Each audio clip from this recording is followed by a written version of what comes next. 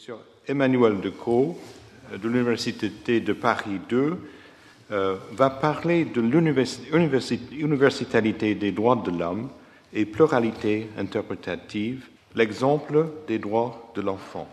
Monsieur Decaux. Merci, Monsieur le Président. Je suis très flatté de me retrouver à cette tribune. Et comme mon prédécesseur juriste, nous parlons de la table parce que nous n'avons rien à vous montrer. Mais j'espère que ça ne sera pas décevant. J'ai un collègue juriste qui, pour des mélanges, c'est un collègue éminent, avait prévu de parler de l'interprétation musicale, de l'interprétation théâtrale et de l'interprétation juridique. Il n'a jamais rendu son texte pour les mélanges. Moi, je vais parler seulement de l'interprétation juridique et déjà, il y a plusieurs sujets comme des poupées russes dans ce thème, puisque au-delà du problème de fond entre l'universalité et le relativisme ou la pluralité interprétative, les exemples sur lesquels je me fonderai touchent les droits de l'enfant. Alors, simplement, on peut dire que la juridiction, c'est-à-dire la fonction de dire le droit, est inséparable de l'interprétation, et la science juridique, depuis l'origine, depuis le droit romain, est fondée justement sur l'interprétation des sources. Je vous renvoie notamment aux travaux de Michel Villet sur ce thème, avec un débat traditionnel entre le législateur et le juge. Est-ce que ce sont les lois? Est-ce que ce sont les juges qui disent le droit? Vous savez qu'on a parlé du juge comme la bouche de la loi, mais après la Révolution, avec la codification du droit, on a voulu que le droit écrit limite ce qu'on pourrait appeler le gouvernement des juges. Et donc, est-ce que l'interprétation est contra legem ou infra legem? C'est un vieux débat.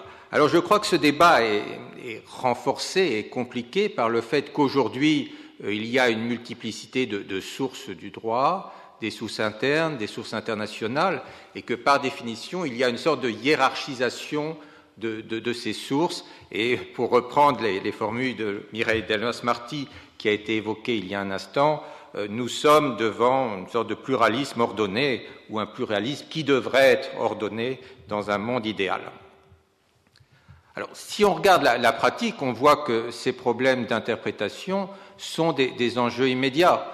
Vous avez vu le débat sur l'annulation du mariage de Lille, où il s'agissait de savoir qu'est-ce que c'est que les qualités essentielles de la personne. Et sans aller très loin, dans la presse américaine, il y a quelques semaines à peine, vous aviez le problème d'un groupe d'enfants dans une communauté de Mormons qui avait été retirés par un juge parce que leur intégrité était menacée. Un autre juge les a remis dans cette communauté. Donc vous voyez que deux juges d'un même pays peuvent avoir deux points de vue totalement différents sur ce que c'est que l'intérêt de l'enfant. Alors avant d'entrer dans le vif du sujet, je voudrais faire 2 ou 3 remarques préalables concernant le droit international. Je crois qu'il y a une spécificité du droit international puisque par définition, c'est un droit qui doit concerner 190 ou 192 États et on est immédiatement dans le pluralisme et la diversité. Surtout qu'au sein de ces États, vous avez aussi une multiplicité d'acteurs. Donc je ne veux pas insister, mais par définition, on se trouve dans un droit complexe où se heurtent les souverainetés, s'agissant du droit international public, des rapports entre États, mais aussi les notions d'ordre public, s'agissant du droit international privé, les relations entre les personnes, et la notion d'ordre public n'est pas du tout la même dans tel ou tel pays, selon les civilisations. Il suffit de penser au développement du Pax ou des mariages homosexuels dans les pays européens, et on pourrait multiplier les exemples. Alors, une difficulté supplémentaire pour le droit international, c'est qu'on se trouve dans des mondes linguistiques différents. Pour simplifier les choses, il y a 6 langues officielles en droit international, Alors c'est très difficile de savoir comment tel concept est traduit en chinois ou en russe, mais déjà si on compare le français et l'anglais, on s'aperçoit qu'il y a des distorsions et des malentendus, et même si dans les traités on précise que telle langue fait foi en cas de divergence, vous avez de grandes difficultés. En matière d'interprétation et d'application des traités, il y a une codification de ces règles qui a été faite dans un grand traité, la Convention de Vienne de 1969, qui reprenait d'ailleurs des pratiques coutumières, avec des dispositions qui sont très, très complexes, et il faudrait interpréter les dispositions sur l'interprétation. Je ne veux pas abuser de votre patience. Il y a 3 articles. L'article 31, règle générale d'interprétation, où on commence à dire un traité doit être interprété de bonne foi. Alors j'ai une collègue qui a fait une thèse sur la bonne foi, un autre sur l'interprétation, mais vous voyez que chaque mot peut donner lieu à interprétation et à divergence. Plus sérieusement, la formule clé me semble être doit être interprétée de bonne foi suivant le sens ordinaire attribué au sens du traité, dans leur contexte et à la lumière de son objet et de son but. Donc il y a cette idée de cohérence de l'objet et du but pour ne pas dénaturer les termes mêmes du traité. Et une distinction qui est peut-être artificielle entre le texte et le contexte, puisque on inclut dans le contexte le préambule, les annexes, les accords collatéraux et également la pratique ultérieure. Et bizarrement, les travaux préparatoires sont considérés comme des moyens complémentaires. Donc vous avez toute une série d'outils d'exégèse juridique pour savoir comment interpréter un instrument juridique. Évidemment, c'est quelque chose qui donne lieu à un grand contentieux, et dès que des États doivent appliquer un traité, ils se demandent comment l'interpréter, et chacun tire la couverture à lui. Alors, je partirai d'un exemple précis, qui est la Convention des droits de l'enfant, qui a été adoptée à New York en 1989, qui est entrée en vigueur en 1990, ce qui est très rapide dans le système des Nations Unies, et qui aujourd'hui comporte 193 ratifications. Alors ça fait beaucoup. Si on sait qu'il y a 192 États membres aux Nations Unies, vous avez des États non membres, comme le Vatican, qui ont ratifié, et il y a 2 États qui ont signé mais pas ratifié. Signer, c'est déjà un geste, ça veut dire reconnaître la philosophie du texte, mais sans être lié juridiquement. Ce sont les États-Unis et la Somalie. Alors, pour essayer d'aller plus loin, je distinguerai 3 étages. Normalement, les juristes font des plans en 2 parties, mais puisque je suis dans un cadre non juridique, je ferai 3 parties. Le premier point, ce sont les enjeux de technique juridique, ensuite les enjeux de politique juridique, pourrait-on dire, et enfin des enjeux de caractère culturel qui sont évidemment plus importants. Sur le terrain de la technique juridique, je crois qu'avec la Convention des droits de l'enfant, on a un bon cobaye pour montrer les difficultés auxquelles on est confronté en matière d'interprétation. D'abord sur le plan interne et puis sur le plan international. Sur le plan interne, la France a ratifié très vite la Convention, mais se posent 2 problèmes. Le premier, c'est ce que les juristes appellent l'applicabilité du traité. Est-ce que le traité est d'effet direct ou donne seulement des orientations aux législateurs et ne peut pas être invoqué par un particulier devant un juge? Alors, normalement, là aussi, il y a des règles relativement simples. C'est l'intention des auteurs du traité, c'est le libellé des clauses qui doivent être précises, simples, pour être d'application directe. Lorsque, dans la Convention, on dit tout enfant doit être enregistré à la naissance, ça c'est clair, précis, ça peut être fait tout de suite. Quand on dit que les enfants doivent respecter le milieu naturel, il faut inculquer à l'enfant le respect du milieu naturel, c'est évidemment plus compliqué et plus vague. Vous voyez que selon la rédaction, il y a des obligations précises et puis des obligations qui sont plutôt des vœux pieux. Alors on pourrait penser que 2 juges de la même nationalité auraient la même analyse la même interprétation de ces dispositions. Et en France, on a eu cette situation, j'allais dire caricaturale, je dirais simplement plus poliment paradoxale, que de chaque côté de la Seine, vous avez un juge qui s'est prononcé différemment. La Cour de cassation a considéré que dans son entièreté, la Convention des droits de l'enfant n'était pas directement applicable parce que c'était trop général. Indirectement, c'était aussi pour éviter que les avocats encombrent le prétoire en invoquant des sources internationales plutôt que le droit interne. Au contraire, le Conseil d'État a eu une analyse plus subtile, c'est de distinguer les obligations, de dire que certaines dispositions sont d'application directe parce qu'elles sont précises, et puis d'autres sont trop générales.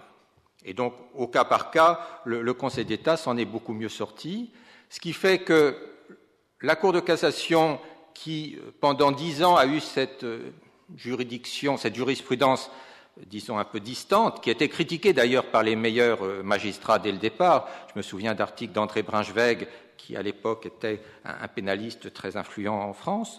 La Cour de cassation a dû revenir sur sa jurisprudence. C'est ce qu'on appelle un revirement de jurisprudence. Ce qui était vrai en 1993, n'était plus vrai en 2004.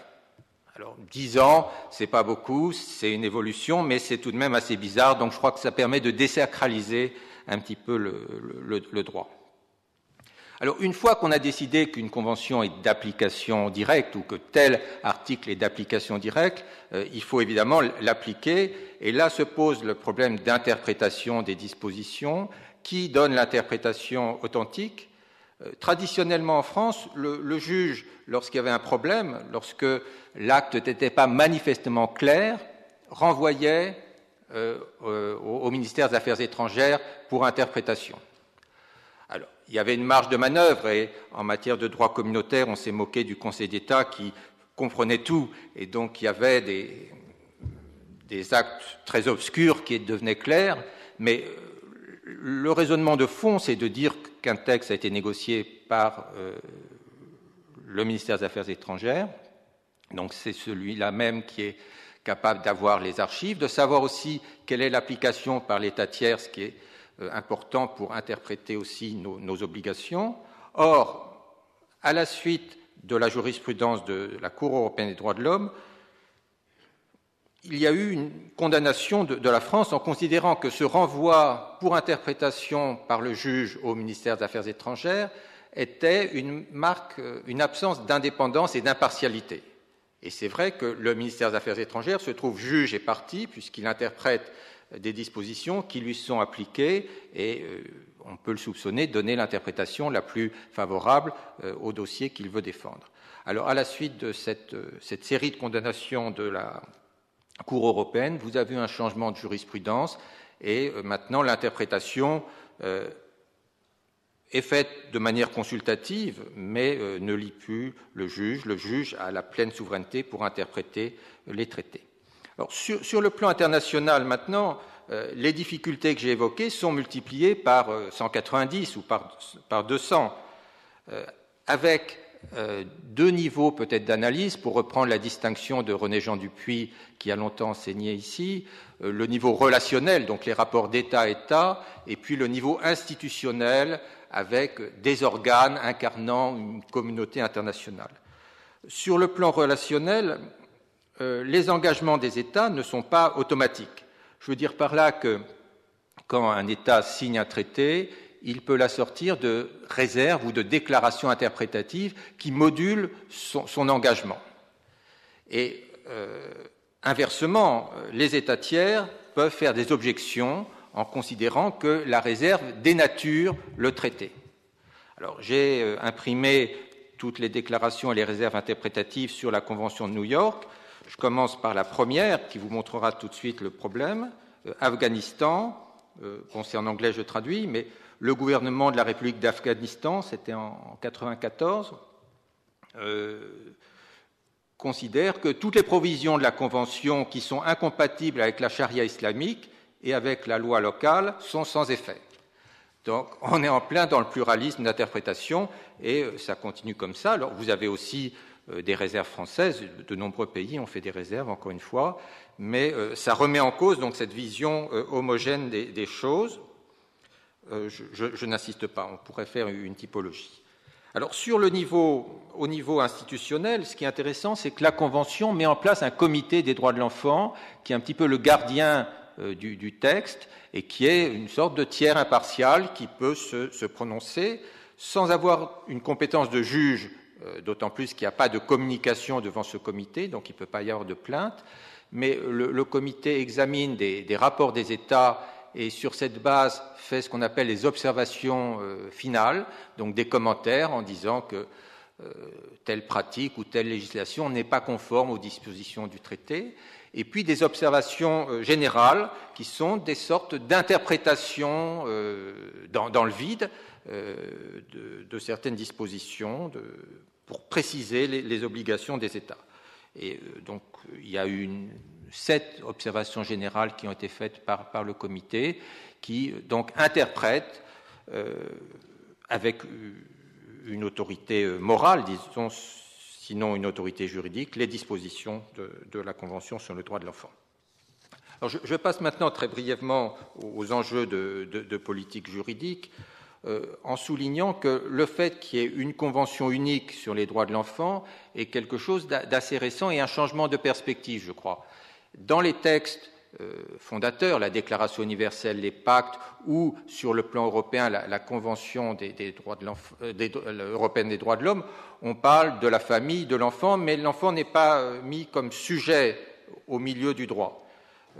Les dispositions sur le droit à l'éducation, par exemple, sont très intéressantes parce qu'elles montrent une dialectique entre l'État et la famille, les parents, donc savoir si l'État a plus de responsabilités que les parents, si la responsabilité des parents est primordiale.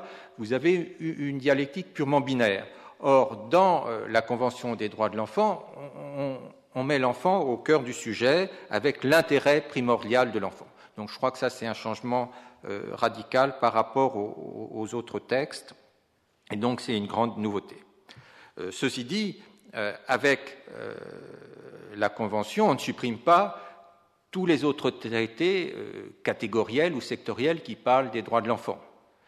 Et je vois que le temps passe, je ne veux pas faire l'énumération, mais vous avez une convention sur les travailleurs migrants et leurs familles, la convention sur la discrimination à l'égard des femmes part évidemment des fillettes, etc. Donc toutes les conventions parlent aussi des enfants sous un certain angle. J'ai évoqué tout à l'heure la convention de l'OIT. Le droit humanitaire, évidemment, parle des enfants dans les conflits armés, etc. Alors, le problème, évidemment, c'est de combiner de manière cohérente cette pluralité de sources. Sur le papier, vous avez une solution qui est élégante, mais qui ne débouche pas sur grand-chose. C'est ce qu'on pourrait appeler une clause du régime le plus favorable. L'article 41 de la Convention sur les droits de l'enfant dit « Aucune des dispositions de la présente Convention ne porte atteinte aux dispositions plus propices à la réalisation des droits de l'enfant qui peuvent figurer dans la législation nationale ou dans le droit international en vigueur pour cet État. » Mais, encore une fois, savoir ce qui est le plus propice, c'est un problème d'interprétation. Alors, j'en viens, en sentant beaucoup de choses, au troisième volet sur les enjeux de caractère culturel, en évoquant d'abord une perspective purement individualiste, donc en prenant les situations une par une. Le problème, c'est évidemment de définir l'enfant. Est-ce que les mêmes droits ou les mêmes obligations s'appliquent de la naissance à 18 ans? Il est évident que vous avez des tas de tranches d'âge, non seulement sur le plan psychologique, mais aussi sur le plan juridique, en matière de responsabilité pénale, en matière de recrutement, d'engagement militaire, et c'est des seuils qui varient dans le temps, dans l'espace, avec un risque de relativisme. Donc le grand problème, c'est de trouver des références universelles. Un des grands débats de la Convention des droits de l'enfant, c'était un débat entre occidentaux. Les occidentaux voulaient que l'âge de conscription les Européens, soient le plus élevé possible, et les Américains qui ont des écoles de cadets voulaient que cet âge soit maintenu à 15 ans. Alors, c'est une des raisons des difficultés de négociation et de l'adoption d'un protocole sur les enfants dans les conflits armés où on baisse cet âge. Récemment, la France, en ratifiant le statut de la Cour pénale, a insisté pour dire qu'il n'y avait pas d'engagement de mineurs de moins de 18 ans, donc dans des conflits armés, mais dans les lycées militaires, il peut y avoir des enfants ou des adolescents qui ont moins de 18 ans, mais ce n'est pas tout à fait un régime militaire et ce n'est pas des engagements en tout cas. Mais vous voyez tout de suite que ça ne concerne pas seulement les pays du tiers-monde, la question des enfants soldats, ça divise aussi les Occidentaux.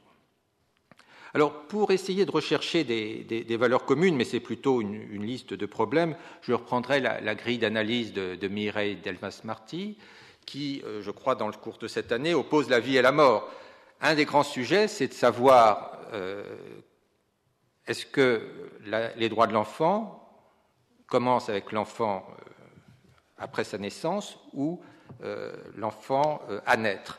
Et ça, c'est un des grands non dit ou sous-entendu de la Convention, puisque dans le préambule, vous avez un paragraphe qui rappelle une déclaration sur les droits de l'enfant adoptée par les Nations Unies en 1959, où on parle d'une protection juridique appropriée avant comme après la naissance.